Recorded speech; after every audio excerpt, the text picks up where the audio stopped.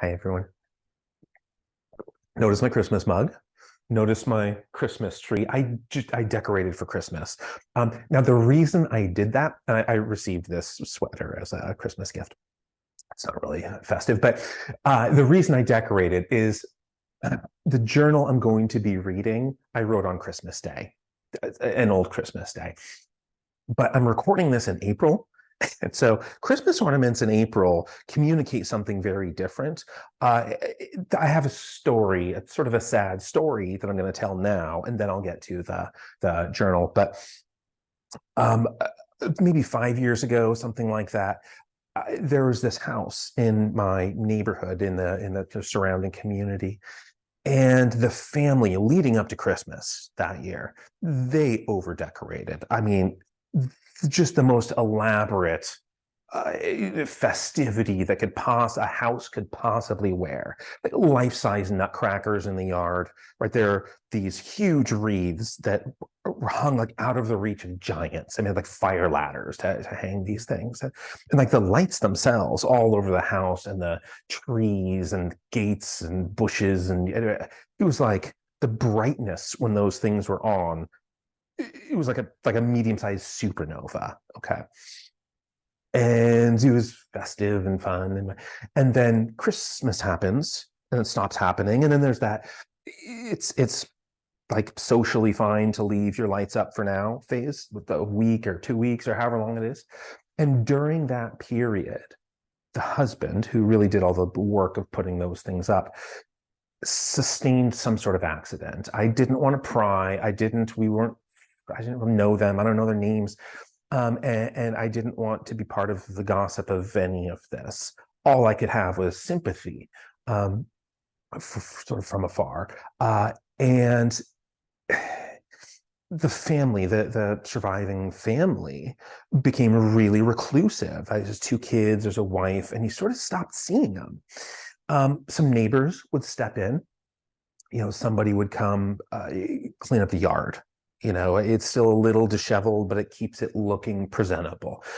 A different neighbor would take the garbages up and down, the recycling, but nobody ever took the ornaments down, the decorations. Nobody removed that stuff.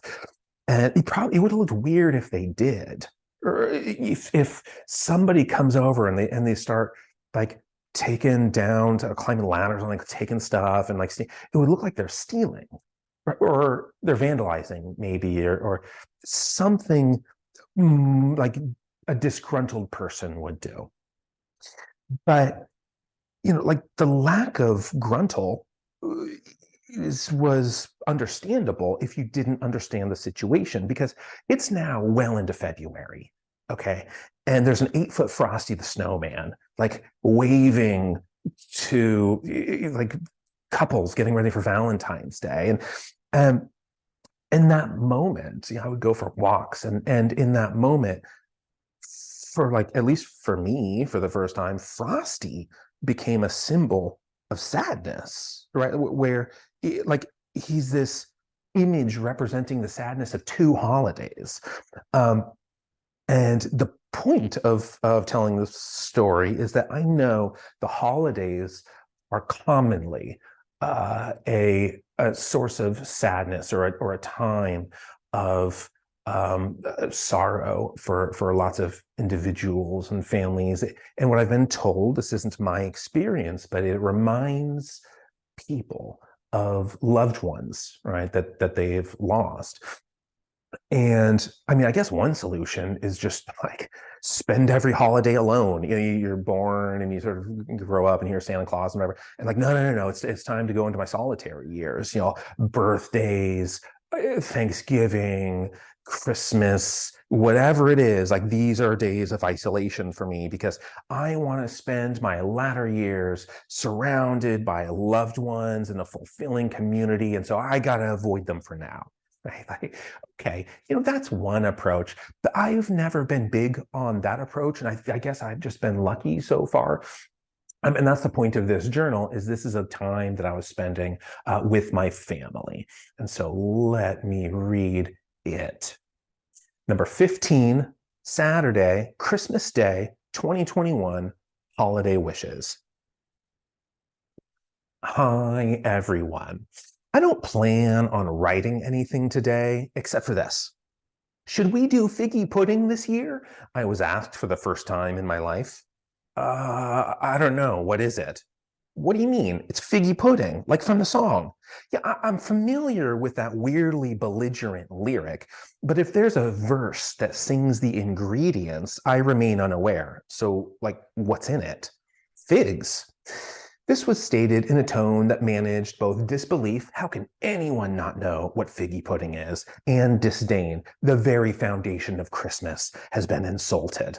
Mostly figs, anyway. That was the qualifier. If it's just a bunch of figs, why isn't it called fig pudding? So it's obvious what it is. Because figgy is cuter and traditional.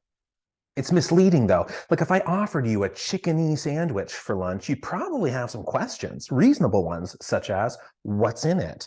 Or if you're at a La Quinta continental breakfast and you see a vat of oatmeal-esque porridge, would you assume it's made from oats?